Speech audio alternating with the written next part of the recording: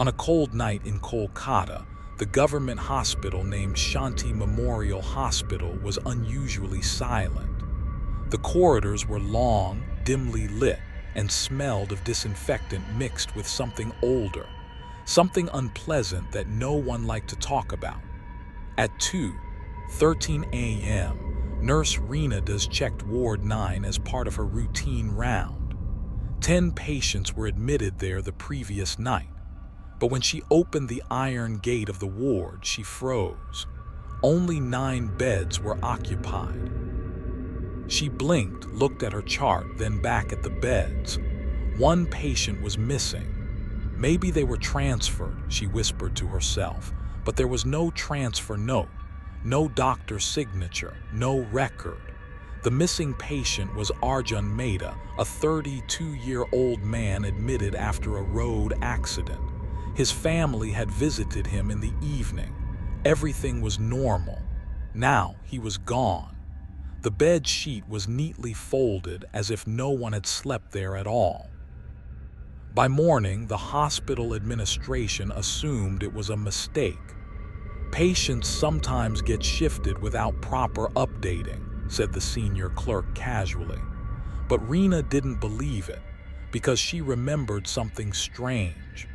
At exactly 2:10 a.m., just 3 minutes before she checked the ward, she had heard a soft sound from inside Ward 9, like footsteps inside an empty room. Within 2 days, another patient disappeared. This time it was Meena Verma, a 45-year-old woman recovering from surgery. No signs of struggle, no CCTV footage showing her leaving, just an empty bed. Now the hospital was restless. Whispers began spreading among staff. Some said the hospital was cursed. Some said it was a human trafficking ring operating inside. But the strongest rumor came from the outside visitors. "They are being killed by their own families," an old man outside the hospital gate said. "For insurance money or property." At first, it sounded ridiculous, but then people started remembering cases. A young man whose family suddenly stopped visiting him. A woman whose relatives argued loudly about her hospital bill. A patient whose life insurance had recently been increased. Detective Saurav Banerjee was called in quietly. No press, no panic, just investigation. He walked through Ward 9 slowly, observing everything. The beds were clean, too clean, almost like someone was deliberately removing any trace of struggle. Then he noticed something strange. A small scratch mark on the metal bed frame, like something had been dragged. But there were no drag marks on the floor. The hospital CCTV system was old but still working. Saurav requested footage from the nights of both disappearances. The security officer hesitated before playing it. At first, everything looked normal. Nurses walking, patients sleeping, monitors blinking. Then 2:11 a.m., the screen flickered. For exactly 47 seconds, the footage froze. When it resumed, Arjun Mehta's bed was empty. No one entered the room, no one left, just empty space. The same thing happened in Meena Verma's case. The exact same 47-second gap. Saurav felt something tighten in his chest. "This is not a coincidence," he muttered. That night he decided to stay inside the hospital, Ward 9, alone. At 2:05 a.m. everything was silent. At 2:10 a.m. the lights flickered once. At 2:11 a.m. the hallway outside Ward 9 went completely dark. And then he heard it, a soft dragging sound from inside the ward. Like something heavy was moving slowly across the floor, but the door was locked from the outside. Saurav rushed to open the door. Locked. He called security, no response. The dragging sound stopped suddenly.